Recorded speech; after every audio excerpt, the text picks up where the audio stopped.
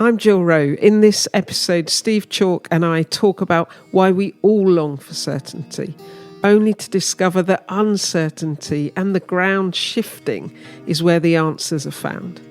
What might we do when we experience a dark night of the soul, and how might we make sense of some of the tough stuff that happens to all of us? Doubt and the importance of asking questions are at the heart of this thought-provoking and hopefully helpful conversation. So, Steve, I thought it would be good for us to talk about doubt, because that's like a really sexy subject, isn't it? It is. Doubt. Doubt. The dark night of the soul. Dark night of the soul. When I St. John of the Cross. Oh, you know, yeah, it was him. all that. Yeah, he said that. The dark night of the soul. It's like some freaky ghost story. When I was 18, so I was in the middle of coming to the end of doing my A-levels, and I'd grown up in the Anglican Church. I had quite a kind of generous faith towards all sorts of people. You know, I didn't grow up in a kind of, it was a broad church that I grew up in. And my faith, I think, had been, my sense of belief about who God was and what life was like was quite neatly packaged, which I think is quite normal when you're a teenager. It's like normal, isn't it? And then when I was in the middle of my A-levels, I was doing religious studies. Just to be clear, I did quite well at it, so hence why I went on to become a religious studies teacher. But one of the subjects I was studying, we did quite a lot of study, was in Buddhism, yeah? And so here I was, this follower of Jesus, and suddenly I was encountering not just people of other faith, which is just fascinating and interesting, but also I was studying it, and I felt kind of the ground start to shift from this rather neatly packaged certainty that I had into, oh my word, I've got so many questions, and this feels like someone has just pulled the rug from under me and I don't know where I am. And I think that was my first ever experience of losing certainty and living with uncertainty, which gets called doubt, I think. So does that ever... Yeah, absolutely. So when I went to theological college, as I did, they told me that the first year of being at theological college would destroy your faith, and the other years would rebuild it in a different way. And actually that was true. It really was true. But what I'd add now is that through life, that kept happening. It wasn't just that once. So I remember going to, when Oasis was just a few years old, I went to India. I'm half Indian. My dad was Indian, but I'd never been to India. And my dad, growing up, had always told me that India was wonderful. So it was a funny thing as kids, you know, if anything ever broke, you know, a kettle broke or a cup smashed, you pick up the bits and you look at the bottom and you go, oh, it says made in England. Honestly, he'd also made in England. Oh, if only it was made in India. And he put it back down, you know. And so I believed... He was proud. Yeah, and I believed that India was this country when nothing ever broke or went wrong. I believed it was like the Garden of Eden. He was born in Madras, which is called Chennai now. And so after a few years of running Oasis, I was asked to go and do some youth work, do some lectures around youth work for the YMCA, actually. So I went out to India, and I arrived in India, and I'm like totally devastated. There was poverty everywhere. People, you know, sleeping on the streets, intense, huge slums, no sanitation, but very little education. I mean, that's one side of India. The other side is huge wealth and all the rest of it. And then I went to where he was born, and from his stories, I even knew the school that he'd gone to. It was called Doveton Corrie. And I went to Doveton Corrie School, and he was like, this is a stinking slum. It really was. It's improved over the last few years again, actually. And I was blown away by this. But what I was really blown away was, I went for 3.5 weeks to India, 3.5 weeks. And I went before there were mobile phones in India. And I had to stay there for 3.5 weeks and couldn't come home. And I saw all this poverty and I was crushed. And I almost lost my faith again because reality challenged the way that I was thinking. And it filled how could God be good? How could God be anywhere? Watching this, I remember sitting in a little hut in a slum and I watched a child die. She was 10 days old, I think. And I watched this child die in her mother's arms. She was dehydrated for lack of clean water. I watched that child die. If I'd been there for a few days, I think I would have walked away, not only from India, but away from my faith almost altogether, because it's nothing I'd been taught actually about suffering or need or God's love or anything stacked up against what I was actually experiencing. But I had to stay for these 3.5 weeks, which dragged on and on and on. But in that time, I began to find some answers. And I also began to see the beauty in India beyond the grief and the pain. So it was my doubts that actually were part of my faith and made me stronger in the end. So I suppose I learned then, doubt isn't the opposite of faith. Doubt is an element, a dimension of faith. Live with your doubts, explore your doubts, because in that doubting, you'll find truth. As someone said, Jesus said, the truth will set you free. Yeah. He didn't say, but it won't hurt on the way. Yeah.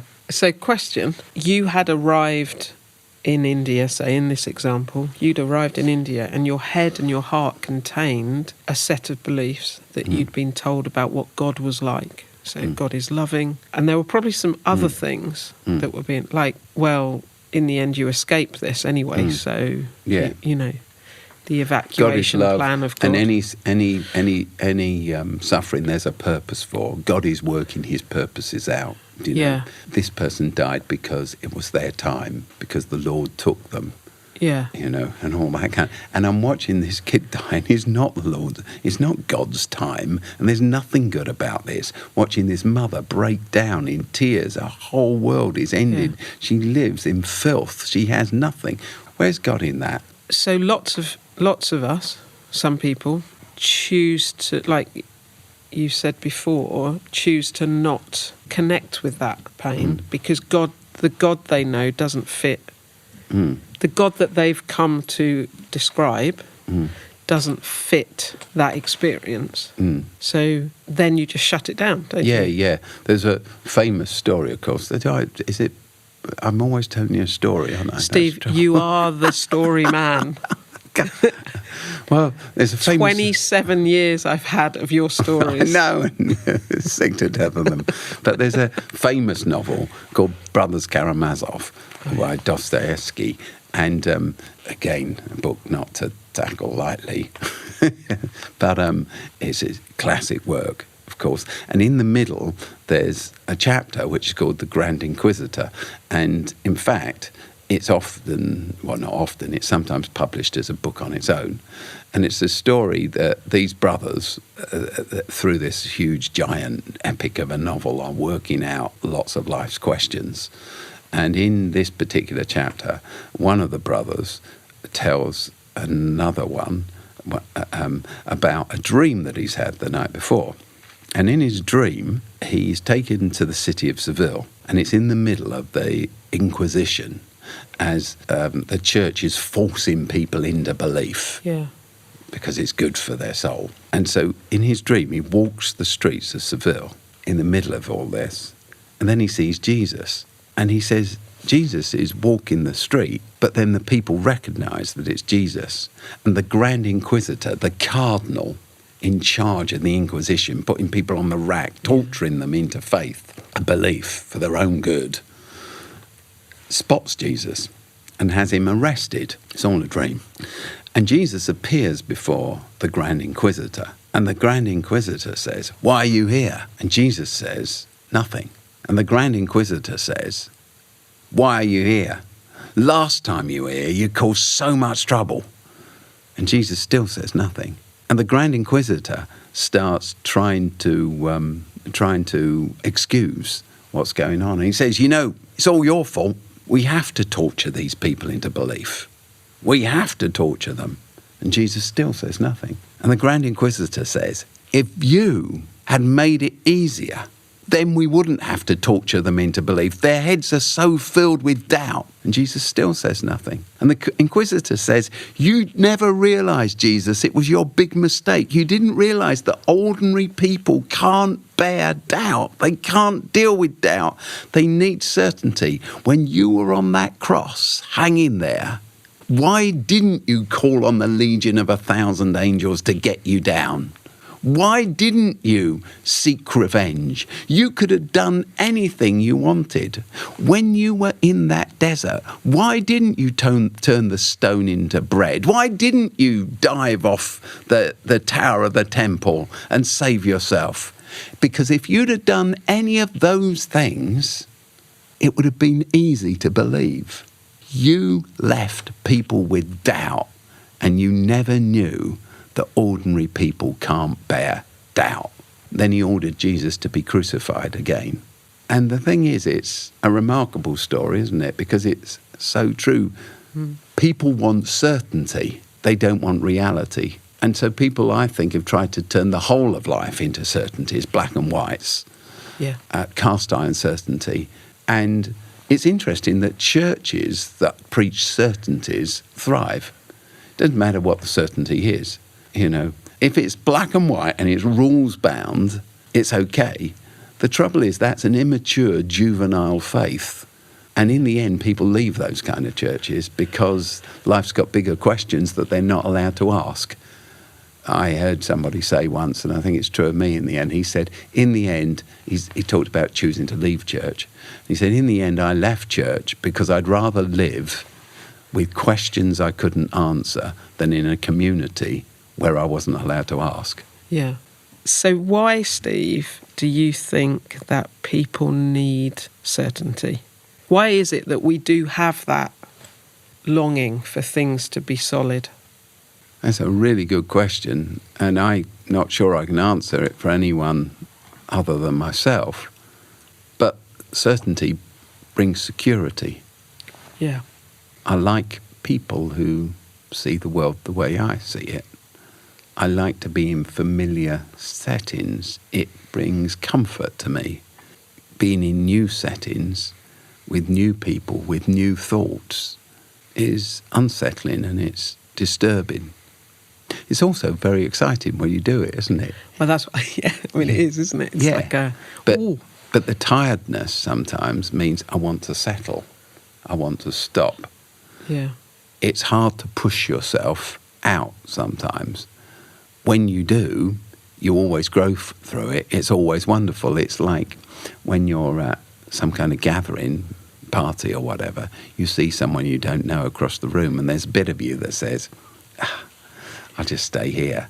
And there's the other bit of you that says, I'll go explore a conversation with them. And you go explore the conversation. You always learn. You always grow. You always come away. I always come away thinking, boy, I learned that and I learned this and I learned that. Yeah. So it's a security thing. It's a security thing. Comfort. I like to know where I am. I like ritual around me. Yeah. And as many times as you push yourself out of it, there's still the temptation to retract, isn't there? There's still the temptation to go back inside of your shell the whole time. And it's fascinating, I think, that doubt is treated in a particular way by church or people of faith, in that it's viewed as a very negative thing, isn't it? So if I was to stand up and say, yeah, I'm not sure I'm on this right now, that like I know with you that would be absolutely fine, but for some people that would be, oh, Jill's lost the plot, or and that's challenging to others because it's challenging to them and their sense of certainty and their sense of security. So doubt is discomfort, isn't it? Is that the best way of saying it? Yeah. It's discomfort, and we don't like discomfort. That's why we stick inside our shell, stay inside our corner, stay inside those neatly built walls that we have. I remember being challenged years ago by something I read, and I've tried to remember this. I try to remember this all the time, actually. It's become a principle I try to live by. Someone was talking, somebody wrote, I think it was in a book I read, it's just a line or two, but they talked about Jesus in the desert. I just referred to Jesus in the desert, that famous story that comes at the beginning of the Gospels, when knowing who he is and what his mission is, he goes away into the desert and he stays there for 40 days. He lingers there, and there he's tempted into all sorts of, well, they're questions rather than temptations, aren't they? How do I fulfill my mission? This way, through using power, prestige, status, quick way? No, I won't do that. So, though we call it the temptations, it's really 40 days in a wilderness working through how he's going to fulfill his mission and be who he's intended to be. Yeah. It's tough. But he stays in the desert. And I realised just through reading these few sentences that I didn't like staying in deserts very much. I like to hurry out of deserts. Now, I've never been in a physical desert, except for half an hour driving through it. But I often find myself in an emotional desert, a place where it's all going wrong, or I feel it's all going wrong, and I feel lonely, isolated, discomfort. I feel challenged. And there's something about me that wants to hurry out of the desert. And the way we hurry out of deserts is we put some music on, put something on with a beat, a bit of rhythm, switch on the TV, start some entertainment going, have a drink, do whatever. Make a call, yeah. Look at social media, whatever. We rush out of the desert. We hurry out of the desert. And I've learned that there's wisdom in lingering in the desert, wrestling with this thing instead of pushing it away and trying to forget it. So that's a great bit of advice from me to me. And over the years since, subsequently, I've tried to, in that place of doubt and depression and anxiety or stress, instead of trying to push it all away with noise and activity, I've tried to linger there and ask myself the question, what is this teaching me about myself and others and my responses? What can I learn in this place? Yeah. I know it will pass, but don't despise it. Yeah. And for some people, it kind of never passes, does it? So for some people, the desert becomes how life is. It just is that way. And so I'm with you. I think disruption, I talk it in the work I do in Oasis, I talk about the role of disruption in our own transformation around our character and all the rest of it. But for some people, in terms of their beliefs around who they are in relation to whoever God is, it just and what they're doing. It's like a life. And I'm thinking, Mother Teresa, just giant leap there to Mother Teresa. Oh, I know why you made the leap, because that was her story. That was her story, wasn't it? Like 30 years, wasn't it? 30 years or more. She doubted. I mean, that's like, we hold her up. Many people have held her up as this, and she was just this incredible, saint. But for a while, that was sat on because she had these diaries of doubt that she'd written, and that was deemed, how do we make that work? Because that seems to be against. We're inspiring people to have belief and certainty, and here's this saint who actually, for 30, 40, whatever years, lived in what, like that phrase we used at the beginning, the dark night of the soul was that was her journey. Yeah, and it's worth exploring that story about her a little bit more. In actual fact, those, what you're talking about is contained in a book that's put together about a decade after her death. It's called Come Be My Light. Okay. Yeah, Come Be My Light. And it was written by her order. It's a compilation of letters, I think 40 letters that she wrote, and over the course of about 40 years. And they were put together after her death. And her story is this. In fact, I've written about this in the book that I've just written, which is called The Lost Message of Paul, because I just think it's such a powerful story.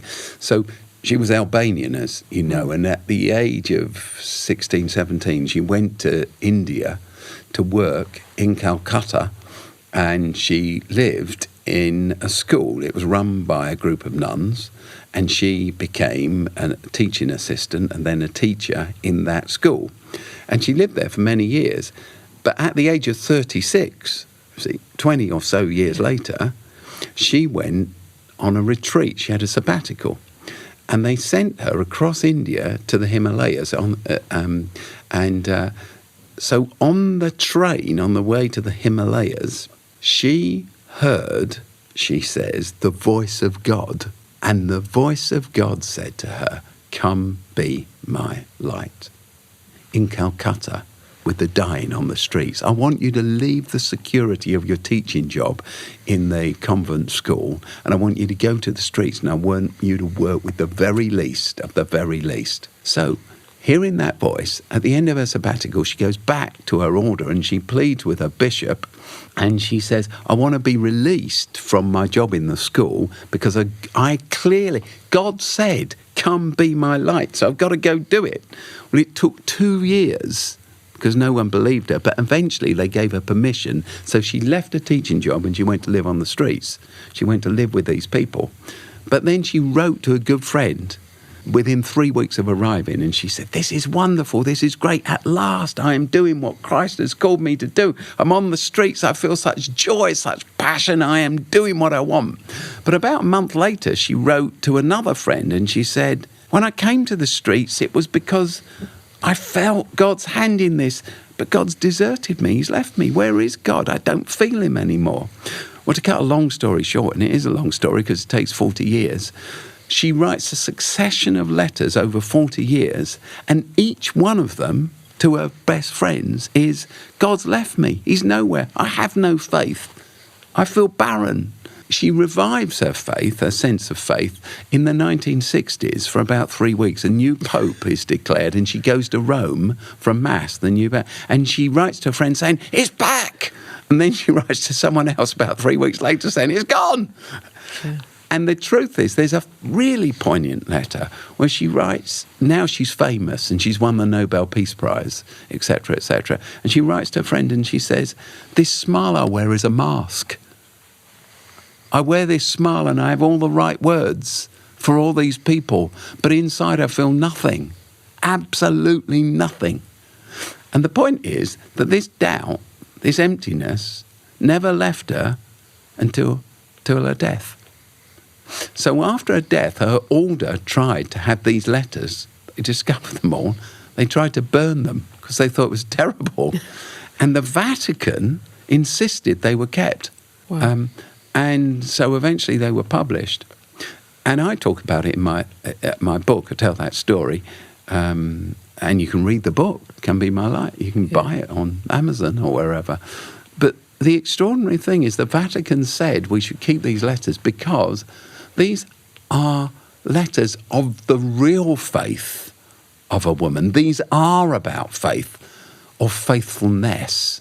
In my book, I say that 30-something years ago, I can't remember how many years ago it was, I should remember, I got married to Cornelia, my wife, and I remember standing in the front of this church, which is in West Norwood in London, saying, I, Stephen John Chalke, do take thee, you, Cornelia, Martha Reeves, that was her name, to be my lawful wedded wife, to have and to hold from this day forward, for better or worse, for richer or poorer, in sickness and in health. I can remember all the words because I say them so often, I'm a vicar, until death parts us.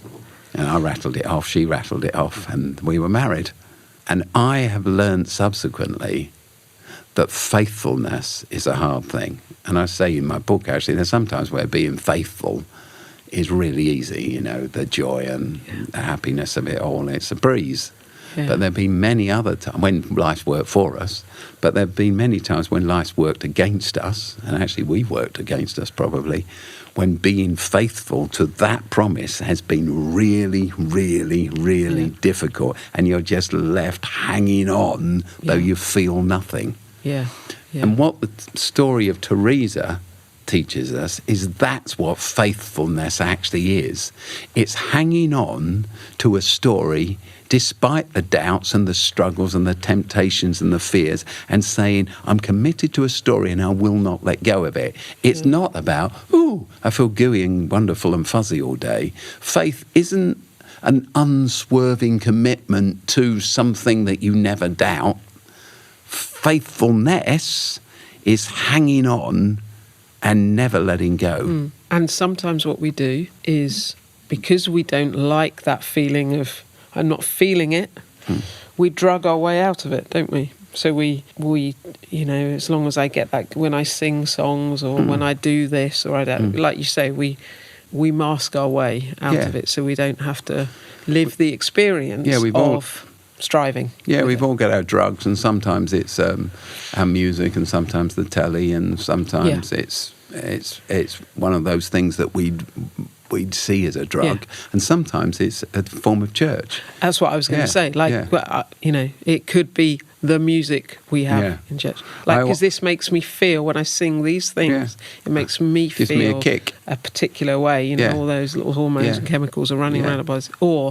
And that's that thing of it. We're pushing away the not knowing, and what you're saying, and is this is how it is. This is the reality of living life and trying to follow Jesus, and it's with our fingernails sometimes. Yeah, just hanging on. And that reminds me, I often think, sometimes say to people, Jesus said, take this bread and break it and remember me. You'll find me in the bread. We're not so sure of that. We'd prefer to find Jesus in the band. Yeah. We want the PA system and the lights and the rhythm and a great tune to, you know. It's in the broken. Yeah, so it becomes a kick, and it becomes the latest trick, doesn't it? And that's massive, isn't it? In today's, like the talk now, that the coverage there is about being honest about how you're feeling, being honest about some of the brokenness you carry, the mental health issues that people have, and all the rest of it. And so maybe what we should be focusing our attention on is ensuring that we are people who provide a safe space. Yes. For those who are in their desert. Yes. You know, that's because what most of us are in a desert for most of our lives, one way or the other. We struggle. We all struggle. I often look out at our church congregation, and I know. Which you describe as a zoo sometimes. Yeah. Well, because we are a zoo, aren't we? We're at different places, and I think I even said the other Sunday, I looked out at people and I said, I know you. I know lots of people I don't know, but that many people I know, and I know I'm looking at people, and I actually know their struggle.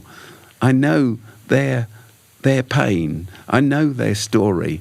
So this is where we all are, and the lie of life is that everybody else is fine. They're making it, but it's only me that's struggling. It's only my marriage that has ups and downs, or my life, or my relationships, or my job, or my, we're all constantly struggling with all of this stuff. So as you say, it's to create a space where, a community where I'm known and embraced, and I'm loved for who I am. I always think that, actually, whilst you were talking, I was thinking, not so long ago, I went to a birthday party for someone. I was talking to this guy there who recognised me, and he told me he was a Christian, and he went to this church, and he said, my church is... I went to another church, he said, but now I go to this church. We swapped. And I said, why is that? He said, well, it's just the band. He actually said that. It's great music. He said, you got to get some decent music. To be honest, it's the band. The band's great. And I thought, there's a man who would have either lost his faith completely within a few years or given up.